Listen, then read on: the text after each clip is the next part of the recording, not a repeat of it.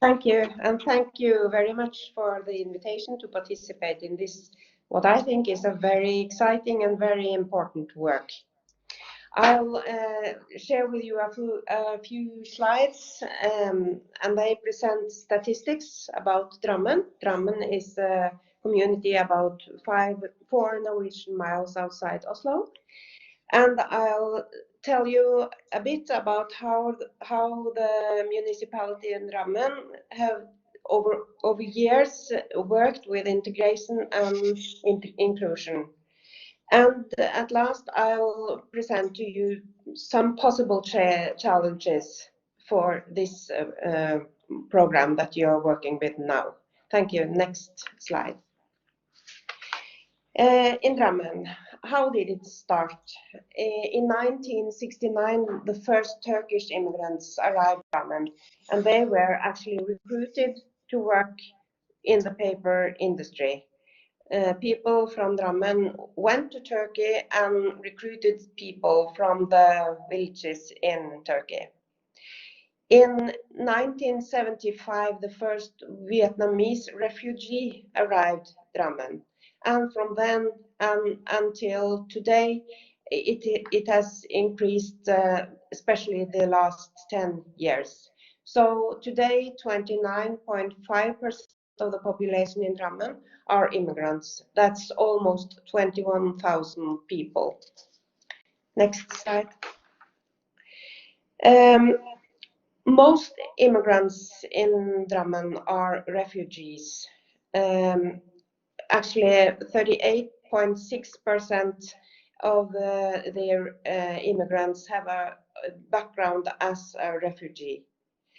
But the proportion of immigrants who come to work is increasing during the last years.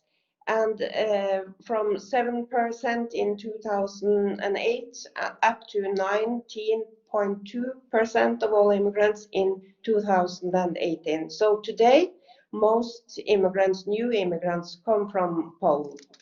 Thank you. Next slide. As I said, integration and inclusion has been in focus through several years in the municipality of Drammen. Actually, in our Planning and Building Act from 2007 to 2018, it says Drammen, a municipality characterized by generosity and inclusion. So our politicians early said they wanted a society where we should look at the positive efforts of immigrants. And we have had a lot of measures, and I can give you some examples. We have free daycare, we have free after-school activities, we have free culture activities, all for children in low-income households. And in fact, a lot of those families are immigrants. We have also worked with qualification, Norwegian language training, and collaboration with the labor market. We have, together with the labor market in Drammen, 3 years ago, decided that at least 1,000 immigrants during 2 years should get an ordinary job in Drammen, and we have reached that goal. We also have a great collaboration with the volunteering organizations in Drammen. Next, please. We have what we call an integreringsbarometer. It's how we measure success.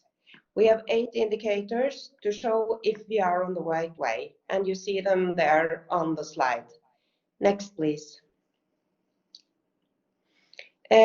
One of the indicators is connected to housing. Immigrants live in all parts of the municipality, but the proportion varies. As you can see in the top picture, you see that there are 3 or 4 areas in the city with the high proportion of immigrants, and other parts of the city has few immigrants. All refugees settles in social housing. And as Liv told, we have most people in Norway own their own property, but immigrants only 57.6% own their own property. Next slide, please. This is the slide of work and employment, and you see the immigrants have many of them are unemployed, many more than the native Drammen inhabitants. Next, please. And now to the last slides about the challenges we see. In Drammen, many children live in households with low income. 14% in Drammen. In Norway, it's 9%. And most of these families are immigrants. This is connected to the low education and high proportion of unqualified immigrants. It's also a challenge that with residential segregation in some parts of the municipality. Households with low income seeks affordable housing, and this leads to cramped living because there are often large families with many children who just cannot afford a small house. It's variety in schools. In some parts of the municipalities, there are schools with high proportion of immigrants, and this is a challenge to integration and developing language skills. In Drammen and in most communities in Norway, geography determines schools. It decides which school the child should go in. All low-income households do not feel poor. It depends on your neighborhood, and in some areas with the cheap houses, people have low income, but they don't necessarily feel poor. But the majority problematize all as poor. It's a sort of low social mobility, perhaps low mobility.